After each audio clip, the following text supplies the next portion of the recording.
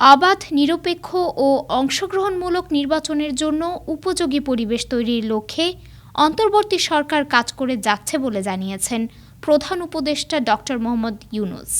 শুক্রবার আমেরিকার জাতিসংঘ সাধারণ পরিষদের ৭৯তম অধিবেশনে বাংলায় দেওয়া ভাষণে তিনি এসব কথা জানান।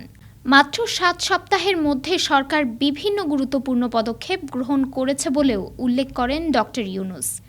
সংস্কারের ব্যাপারে ডক্টর ইউনূস বলেন, যেসব ব্যক্তি বা প্রতিষ্ঠান রাষ্ট্রীয় কাজ ও সিদ্ধান্ত গ্রহণ করার প্রক্রিয়ায় সম্পৃক্ত, তাদের প্রত্যেকের জবাবদিহিতা নিশ্চিত করাই আমাদের অগ্রাধিকার। আমরা মানুষের মৌলিক অধিকারকে সমুন্নত ও সুরক্ষিত রাখতে দৃঢ়প্রতিজ্ঞ।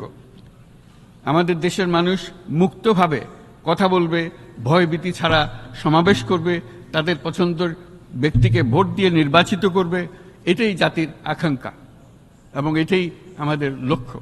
মানুষের আস্থা, আত্মবিশ্বাস ফিরিয়ে আনতে এবং নির্মম অতীত যেন আর ফিরে না আসে কোনোদিন, সেজন্য আমরা কিছু সুনির্দিষ্ট খাতে সংস্কারকে অগ্রাধিকার দিয়েছি।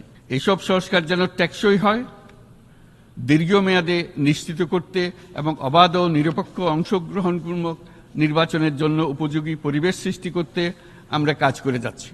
মানুষের আস্থা ও আত্মবিশ্বাস ফিরিয়ে আনতে এবং নির্মম অতীত যেন আর ফিরে না আসে, সেজন্য আমরা কিছু সুনির্দিষ্ট খাতের সংস্কারকে অগ্রাধিকার দিচ্ছি। সেই লক্ষ্যে আমরা বিদ্যমান নির্বাচন ব্যবস্থা, সংবিধান, বিচার ব্যবস্থা, জনপ্রশাসন, আইন শৃঙ্খলা ব্যবস্থা সংস্কারে স্বাধীন কমিশন গঠন করেছি। সংবাদপত্র ও গণমাধ্যমের সংস্কারের জন্য পৃথক কমিশন সহ আরও কয়েকটি বিষয়ে কমিশন গঠন প্রক্রিয়াধীন রয়েছে।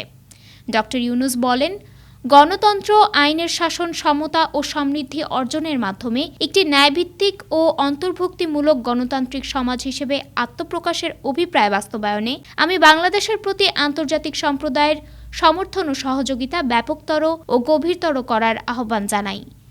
ডেস্ক রিপোর্ট, আজ বার্তা, ঢাকা।